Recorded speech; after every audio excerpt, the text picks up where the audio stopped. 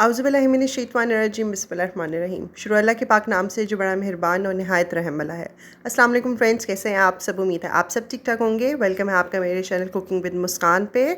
आज हम बहुत ही मज़ेदार गेहूं के आटे के साथ जो है वो मलीदा बना के रेडी करेंगे, जो कि काफ़ी ज़्यादा हेल्दी है और बहुत ही ज़्यादा टेस्टी बन के रेडी होगा। अगर आप मेरे चैनल पर न्यू है तो चैनल को सब्सक्राइब कर दीजिए। तो जल्दी से रेसिपी स्टार्ट कर लेते हैं। बिस्मिल्लाहिर्रहमानिर्रहीम। यहाँ पे मैंने 1 कप जो है वो गेहूं का आटा ले लिया है। आटे के अंदर हम थोड़ा थोड़ा सा जो है पानी ऐड कर लेंगे। पानी ऐड करते हुए हम इसकी अच्छी सी एक फ़ाइन सी डो बना के रेडी कर लेंगे।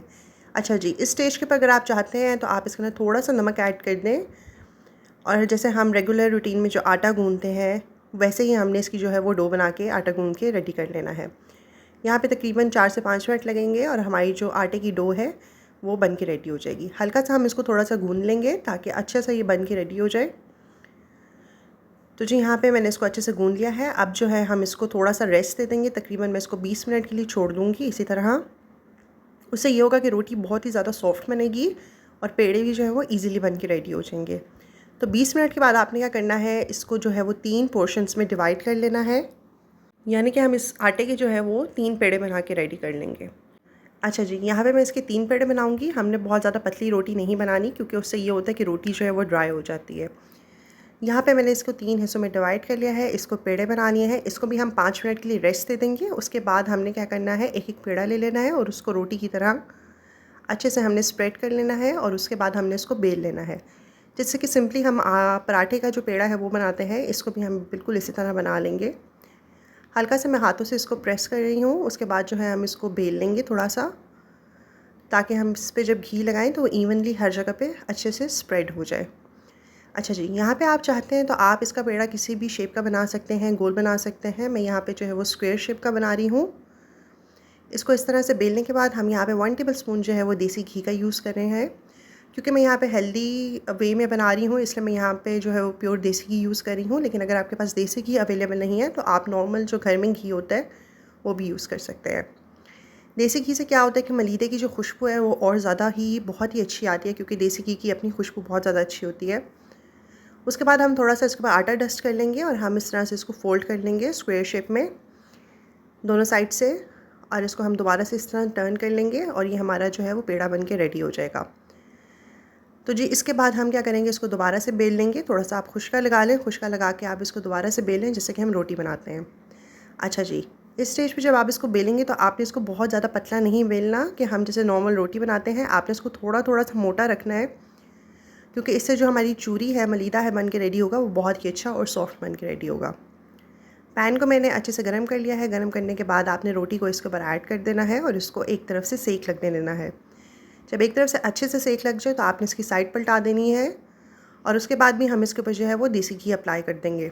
यहाँ पे मैं दोबारा जो है वो 1 से 1.5 टेबलस्पून तक जो है देसी घी इसके ऊपर ऐड कर दूँगी। उससे जो है ये काफ़ी ज़्यादा सॉफ्ट और यमी बन के रेडी हो जाएगी और बहुत ही प्यारी खुशबू आएगी।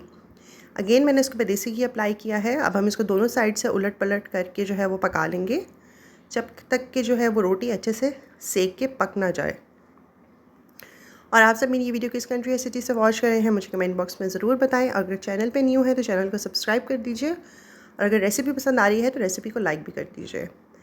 तो जी ये बहुत इजी है, आप अपने बच्चों को भी बना के दे सकते हैं। ये काफ़ी ज़्यादा हेल्दी है और इम्यून सिस्टम के लिए भी बहुत ज़्यादा अच्छी है। तो आप उनके लंच बॉक्स में बना के दे दिया करें या फिर आप उनको इवनिंग में बना के दे दिया करें, क्योंकि चाय वगैरह के साथ ऐसी चीज़ें जो होती हैं वो बहुत अच्छी लगती हैं, तो बच्चे भी शौक़ से खा लेते हैं।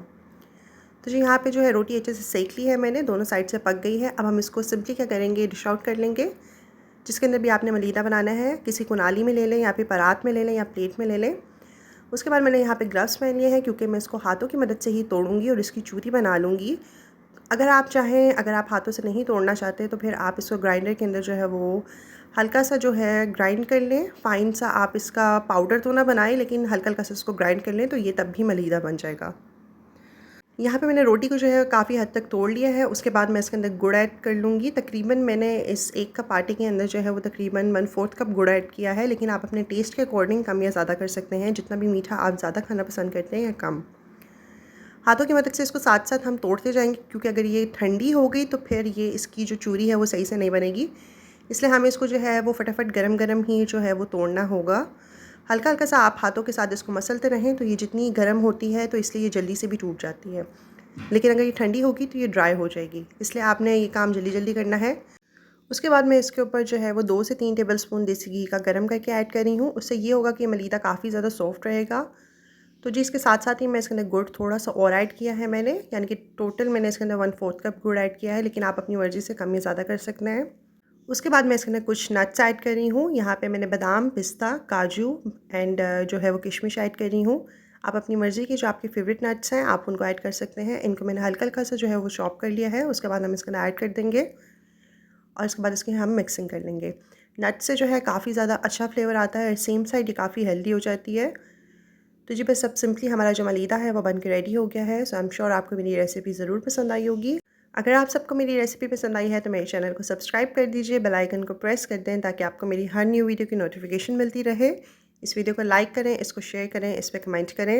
अल्लाह ताला हम सबके दस्तरखान में बरकतें डालें, हम सबको अपनी अमान में रखें। अपना बहुत ज़्यादा ख्याल रखिएगा और मुझे अपनी दुआओं में याद रखिएगा। इंशाल्लाह फिर से मुलाकात होगी। Thanks for watching my video. अल्लाह हाफ़िज़।